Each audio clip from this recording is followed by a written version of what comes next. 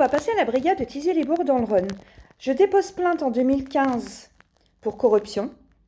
Bien sûr, ça n'a pas été suivi, ça a tout été étouffé, hein, comme tout le reste. Le gendarme de Thizy-les-Bourgs, Olivier Dupéroux, peu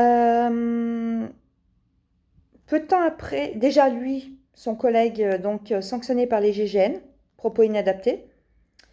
Et quand j'ai fait une fausse couche, il m'a regardé et je peux vous assurer que j'ai une très bonne mémoire et je ne pardonne pas.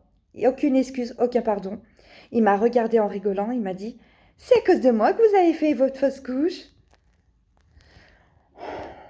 Ouais, donc je pense que vous pouvez comprendre la rancœur que j'ai.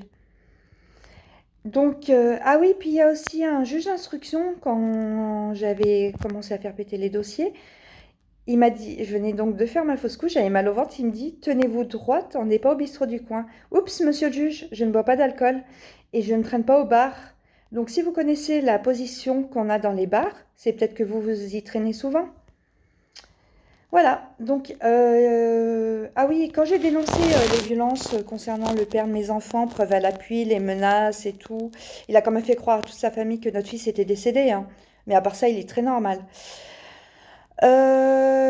L'éducateur, monsieur Lévy Fabrice, à Châtillon-sur-Chalaronne, a bien tout étouffé. Le président du département de l'Ain aussi. Concernant le parquet de Bourg-en-Bresse, ça, il n'y a pas besoin de s'étaler là-dessus, en y concernant la juge pour enfants Bernard. Et je rappelle que les plaintes ont bien été déposées. Donc, plusieurs plaintes ont été déposées en gendarmerie, 2 à Tarare, à Amplepuis et à Lagnieu. Et si les plaintes ont été enregistrées en gendarmerie, ce n'est pas grâce à la région Rhône-Alpes. Les ordres venaient de Paris. Parce que la région Rhône-Alpes...